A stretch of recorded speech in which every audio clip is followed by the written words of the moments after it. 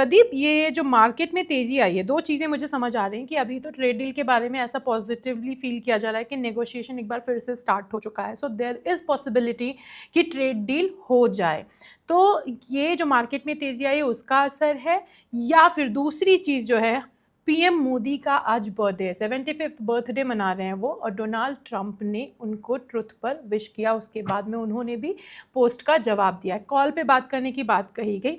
इसको लेकर भी लग रहा है कि इस एक खबर ने भी मार्केट को थोड़ा सा पुश किया है। आपका क्या कहना है? देखिए, डेफिनेटली जिस तरीके से हमने देखा कि फर्स्ट ऑफ ऑल टैरिफ इतना हाई था और ट्रेड डील नहीं हो पा रहा था यूएस के साथ। तो कहीं ना कहीं मार्केट का एक फेयर था और एफआईआई का भी सेलिंग बहुत ज्यादा हो रहा था। सो नेगेटिव तो मार्केट में नहीं बोलूंगा, क्योंकि आप देखेंगे लास्ट 3 से 4 साल मार्केट नेगेटिव परफॉर्म नहीं किया है।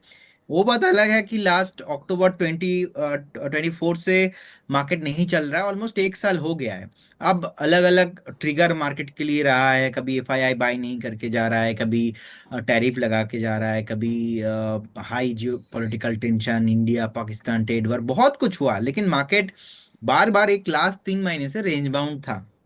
जिस तरीके से हमने देखा कि 25,000 के ऊपर इस बार सस्टेन हुआ है, इससे पहले भी 25,000 के ऊपर 2-3 बार जो है सस्टेन किया था, लेकिन फिर से मार्केट फिसल गया।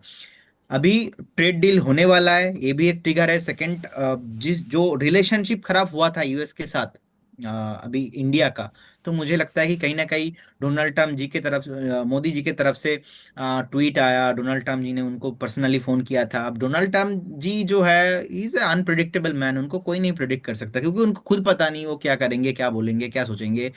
2 हफ्ता पहले फोन उठा नहीं रहा था, फोन पे बात नहीं कर रहा था, अलग अलग ट्वीट कर रहे थे, अभी आप फोन करके बर्थडे विशेष कर रहे हो।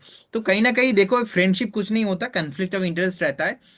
हर एक देश का जो प्रेसिडेंट रहता है, पीएम रहता है, उनको बिजनेस करना होता है। तो जब भी उनको कुछ चीजें लगता है कि नहीं, रिलेशनशिप खराब होगा तो उनका ही लॉस कुछ ना कुछ होने वाला है, ऑब्वियसली सबका ही लॉस होने वाला है, तो वो करते नहीं है इजीली। और एक तो चीज डोनाल्ड ट्रम्प जी की वजह से क्या हुआ है, जो जीएसटी का रेट कट हुआ है, कहीं ना कहीं जितने भी गवर्नमेंट ऑफ इंडिया के इकोनॉमिस्ट है, फाइनेंशियल एडवाइजर है, उनको लगा कि डोमेस्टिक चीज़ों को अगर हम फोकस करेंगे कंजम्पशन पे, और वहाँ पे अगर बूस्टिंग मिलता है, लोग अगर ज़्यादा स्पेंडिंग करता है, तो उस केस में जो है इकोनॉमी में बूस्टिंग मिलेगा। तो इसीलिए जीएसटी का ये न्यूज़ पॉजिटिव रहा। बीच में हमने देखा रेट कट हुआ, उसके बाद जो जीडीपी का डेटा आया 7.8%, वो भी पॉजिटिव है। कहीं ना कहीं चीन के साथ तो हमारा रिलेशन अच्छा है ही था ही नहीं, तो चीन के साथ भी अभी बढ़िया रिश्ता है, रशिया के साथ है, अभी यूएस का भी होने वाला है फिर से।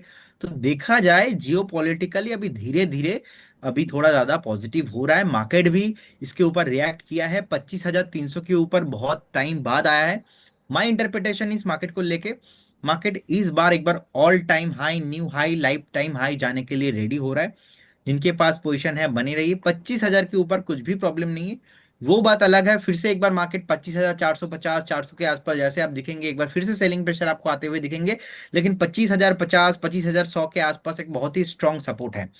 कंपेयर करके देखेंगे बैंक निफ्टी में मुझे लगता है कि शॉर्ट कवरिंग मूव अभी आया नहीं है, शॉर्ट कवरिंग मूव अभी आना बाकी है। तो एफआईआई की तरफ से बहुत टाइम से सेलिंग प्रेशर हो रहा था, वो मुझे लगता है कि धीरे धीरे उनका भी माइंडसेट चेंज होने वाला है। जी। तो आपको क्या लग रहा है, ये ट्रेड डील जिस तरह की खबरें, क्या अब एफआईआई एक बार फिर से इंडियन मार्केट में वापसी करने वाले हैं? हाँ, ऑब्वियसली उनको तो आना ही है। बाकी मुझे लगता है कि आप एफआई का ट्रेंड देखेंगे, जब जब निफ्टी 24,900 के नीचे रहता है, 25,000 के नीचे रहता है, तब तब एफआई का सेलिंग बहुत है, जोर से चलता है। अब डेटा भी देखेंगे, लास्ट 1-2 महीने से लगातार कंटिन्यूअस सेलिंग ही कर रहे हैं। फिलहाल कल थोड़ा बहुत बाइंग आया था, उससे एक दिन पहले सेलिंग आया, उससे एक दिन पहले थोड़ा बहुत बाइंग आया था। लेकिन अभी भी देखा जाए, the overall interpretation is positive होने वाला है। शॉर्ट कवरिंग मूव अभी बहुत आया नहीं है, मुझे लगता है कि पॉसिबिलिटीज बन रहा है। और डीआईआई का डेटा देखेंगे आप, overall AMFI, as per the AMFI 27,000 crore का इनफ्लो कैश एवरी मंथ आ रहा है। अब ओवरऑल इसी साल इतना इतना बाइंग किया है डीआईआई लोगों ने कि उसके कंपेयर में तो एफआईआई ने बहुत दबा के सेल कर रहा है। ये नेगेटिव नहीं है, न्यूट्रल व्यू है। क्योंकि एक जमाना था उस टाइम पे, 2016 2017 का मार्केट आप देखेंगे, उस टाइम पे एफआईआई लोग इंडिया में आते थे, उन्होंने अगर सेल कर दिया, मार्केट में हंगामा मच जाता था, अरे सेल कर दिया एफआईआई लोगों ने, फॉरेन लोग माल बेच के जा रहे, हम क्या बेवकूफ है जो इंडिया में पैसा लगा रहे। तो अभी ना वो टाइम बदल गया है, इंडिया के पास इतना अभी पैसा है, डीआईएस के पास इतना पैसा है, जो म्यूचुअल फंड इंडस्ट्री है, हर लोग जो है एसआईपी कर रहा है, इतना पैसा है, लोग भर भर के पैसा लगा रहा है, इनफ्लो कैश आ रहा है। अभी वही एफआईआई लोग आके बाद में बाय करके जाएंगे, महंगा खरीदेंगे, उसमें शॉर्ट कवरिंग मूव भी आने आना है, अभी भी शॉर्ट कवरिंग मूव बाकी है। और एक बार अगर शॉर्ट कवरिंग मूव आना स्टार्ट हो गया ना, तो मार्केट रुकने का नाम नहीं लेगा। बट वो मैं थोड़ा मेरा लंबा व्यू आपको दे रहा हूँ, क्योंकि मेरा व्यू आज कल कल में मैंने चेंज किया है, थोड़ा बहुत, ये 25,000 के ऊपर स्ट्रांग लग रहा है ओवरऑल। ओके अच्छा, आपने बात करी कि एफआईआईज को तो वापस आना ही पड़ेगा बिकॉज डीआईआईज भी बहुत ही स्ट्रांग है, और एक रिपोर्ट मेरे पास है उसका भी मैं जिक्र करना चाहूँगी। उसमें बताया गया है कि डीआईआईज ने पिछले 12 महीनों में लगभग 90 बिलियन यूएस डॉलर का जो है इन्वेस्टमेंट इन्फ्यूज़ किया है शेयर मार्केट में। लेकिन इसके बावजूद देखा जा रहा है कि जो हमारे शेयर मार्केट के रिटर्न हैं वो फ्लैट हैं, वहाँ पर बहुत ज़्यादा अच्छी रिटर्न्स नहीं देखे जा रहे। तो इसके लिए आपको क्या लगता है कि FIIs are the real driver of the share market और समथिंग एल्स, लाइक कि इनको मार्केट को डोमिनेट करने में टाइम लगेगा, इस वजह से ये एक नया चैप्टर लिखने की स्टार्टिंग है?